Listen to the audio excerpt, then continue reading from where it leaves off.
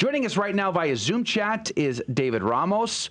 He is the editor-in-chief at ACI Prensa, and we're going to be discussing what's going on in Nicaragua. Good morning to you, Mr. Ramos. Thank you for inviting me. We're very God bless everyone. Yeah, amen. We're grateful for your time today. Thank you for being on. So we're hearing stories about the bishop and being under arrest, but this is not a new thing, even though maybe here in the United States we're only just now getting this information, but this story has got some history to it. Can you give us that? Yeah, probably the most recent history about this religious persecution they are suffering in Nicaragua, it's since 2018 when they had this huge protest in the streets. So the church defended the human rights of these people. So the government, I'm sorry, the government got pretty upset with the Catholic Church in Nicaragua, and we could say that since then there's been a pretty heavy religious persecution against Catholic Church, Catholic priests, Catholic bishops, and of course Catholic laity. So this recent persecution, because the long history of harassment against the Catholic Church in Nicaragua, we could track back to maybe the 70s, 80s, right? So this is not new for the Catholic Church in Nicaragua, but this is getting every single day even heavier to handle. Yeah, so going back to the 70s, it was sort of a war between communism and democracy, so to speak. The United States got involved through the scandal that they were funneling money to the Sandinistas and the Contras and all of that. So where was the church in those days, in between those two factions? Well, that's a kind of heavy story to tell there. This Marxist guerrilla, this Sandinista guerrilla, they had this kind of theological background too. They had this liberation theology. Maybe you have heard about it in those days. You could remember Ernesto Cardenal. He was a priest, and he engaged this communist guerrilla, and he was kind of a spiritual leader for this communist guerrilla. So there was kind of a left wing of the Catholic Church inside this Marxist movement. And we could remember too that when Pope Saint John Paul II went to Nicaragua, he kind of told Ernesto Cardenal, "You behave, please, because what you're doing is wrong." And yeah, the church in Nicaragua, as in Central America in those days, and in Latin America in those days, they had a rough time because it was heavy to remain faithful to the Catholic doctrine, to the Catholic Church teaching, and there were these groups that were helping theologically to the revolution, to the Marxist revolution too. So they. Please. I was going to ask a follow-up question. How bad did liberation theology affect the Catholic lay faithful there? It seems like that sowed the seeds of confusion for many years. Yeah, but in all Latin America, in Nicaragua especially, because they had this special civil war, they had this revolution. But I think the piety of the people helped the church survive this kind of theology, if you like. So it affected in the time. It affected because there were priests helping or backing up the revolution, but the faithful, but the late, they carry on with their faith because of popular piety, of devotion, of love to the church, of a long history of love to the church. Because here in Latin America we have the Hispanic evangelization. So this is a long history of loving the church, of piety. So it was a hard time, but I really think that that the Catholic Church got stronger in faith after these issues they had in the 70s, 80s. And the bishop there, who's under house arrest, Bishop Álvarez, what exactly did he do to deserve being locked up and with 10 other people not allowed to leave his curial office? It's hard to tell what they're doing wrong, because they are doing nothing wrong. They're just being a faithful bishop. He's just defending the human rights, the religious freedom. He's maybe criticizing the government in those issues, because in Nicaragua we have a dictatorship, right? So it's kind of normal for a bishop to tell the truth. So he's being persecuted because he's telling the truth, the Catholic, the right truth, right? So we there's nothing the bishops are doing wrong, and we can see this in the missionaries of mercy that were expelled recently from Nicaragua, because you can argue maybe that a bishop is maybe too noisy for the government. Maybe a priest is speaking a lot through radio stations, through television networks. You could argue that, but when you see that missionaries of charity are being expelled from a country, they don't do anything wrong. They just help the poor people, the sick people. So you see there that this is not an issue between the government and some politics bishops, some politics priests. This is an issue of the government against the Catholic Church, against the faith of the people. And why the bishop has been put under house arrest. I saw pictures of him coming out to bless protesters and then surrounded by police in riot gear. Seems like an overreaction, which is very telling, I would say, when you have to send many police officers in riot gear to face a man praying. That should pretty much tell you all you need to know. What say you, Mr. Ramos? Yeah, he even sung for them. He sung this song that is called Amigo, friend. He told them, "You're a friend. You're my soul friend." This he was singing to the police that they were in a kind of barrier outside his house.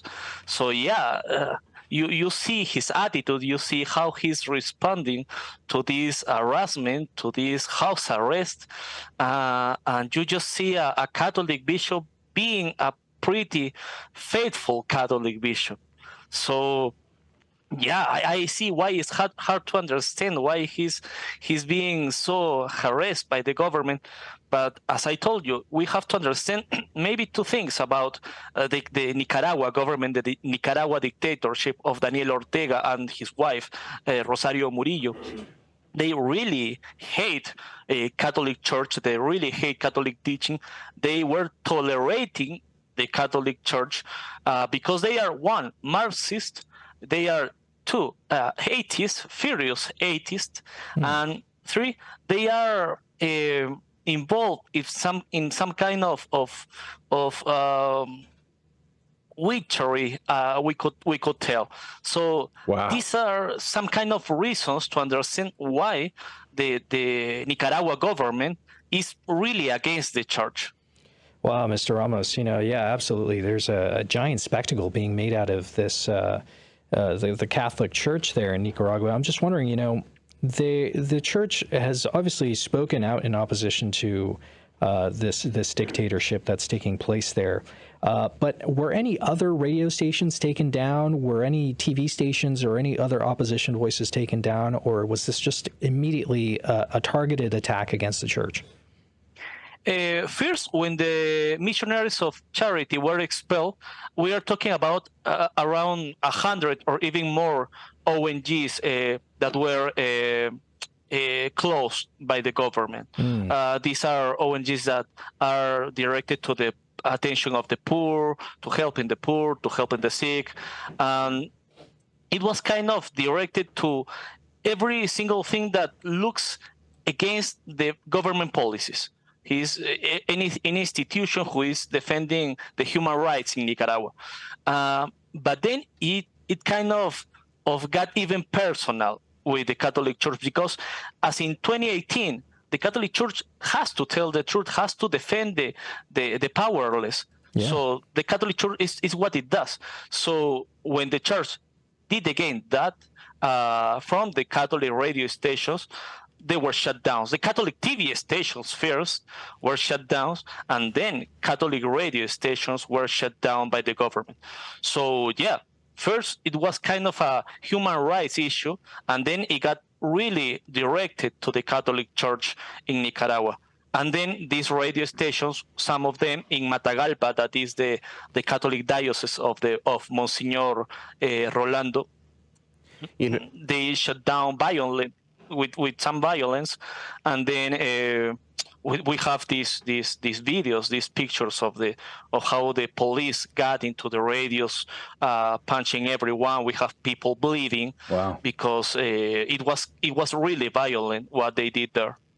You know, it's interesting. A second ago, you had just mentioned in passing that there was involvement in witchcraft.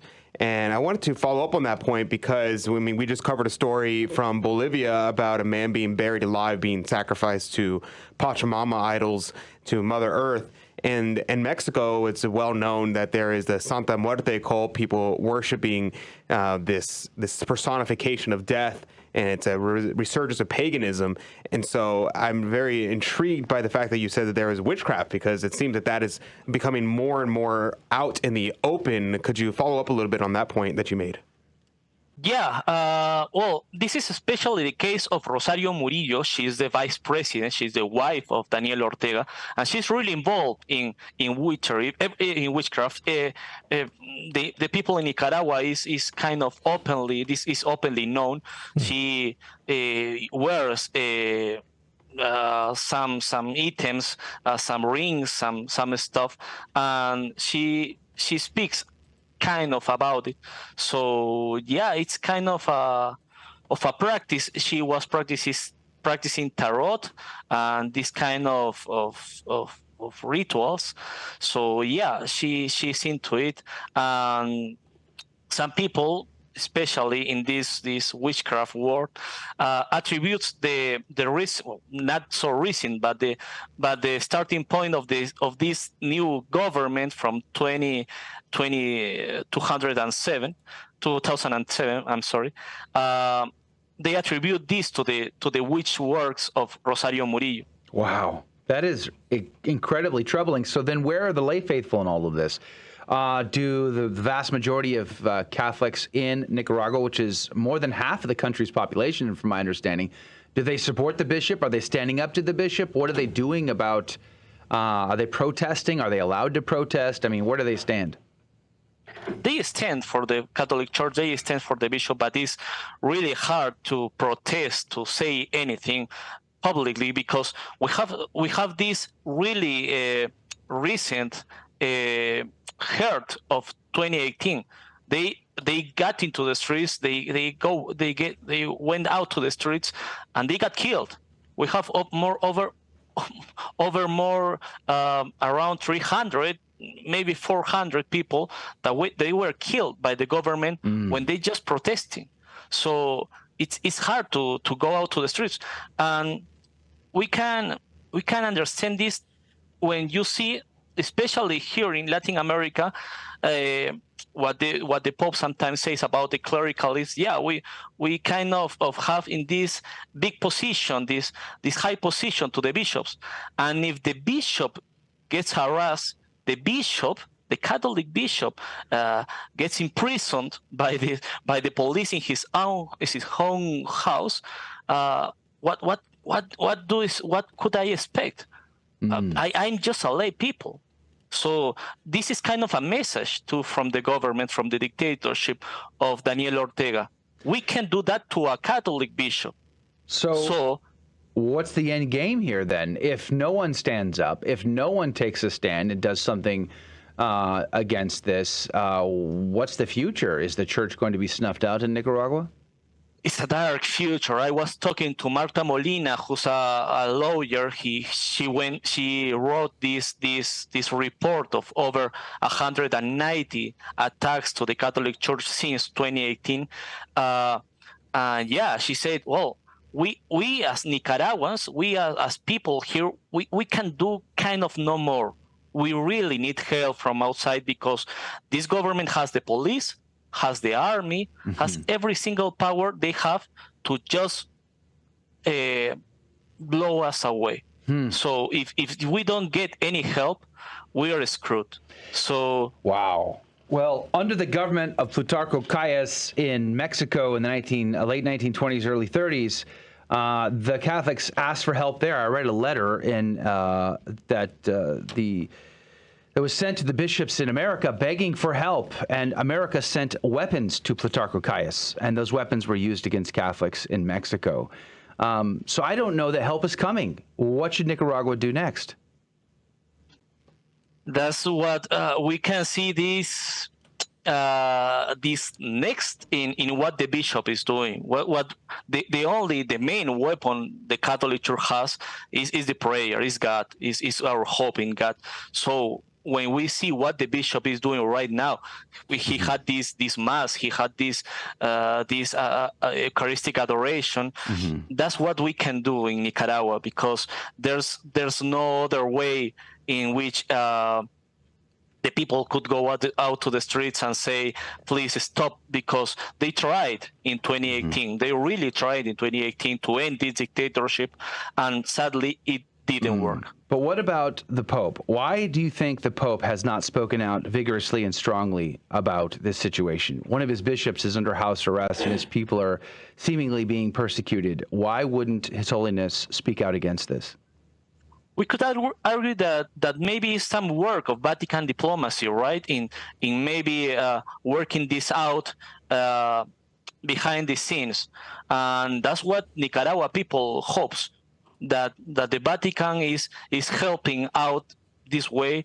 They're really claiming for asking for a Pope message of hope, of help.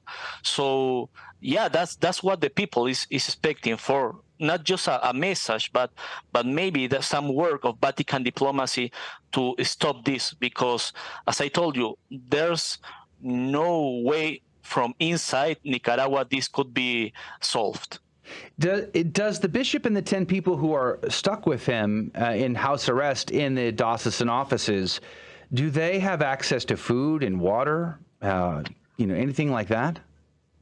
Right now, that's one of the worries they have right now in Nicaragua, because the police is surrounding, and we have videos of drones flying over the bishop house. So they are really surrounded like a criminal, right?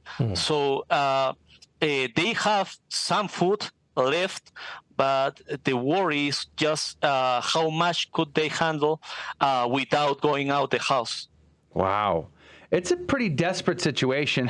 We need to get the TFP down there to do some rosary rallies, is what it sounds like. Yeah, I was going to ask that. When the last minute we have left, what is the role Our Lady has in the message of hope for the people of Nicaragua, and what would you ask of Americans who are listening to the program to pray for you? Yeah, we have. What we really have to pray for is, I think, two important things. One, what we just talked about, that Nicaragua could get help from outside, could get help from Vatican, could get help from America. This is a main issue right now. And the second is the conversion of the heart. We are really praying, Nicaragua is really praying for the conversion of the heart of Daniel Ortega. Wow. Because that's what could help the Catholic Church there.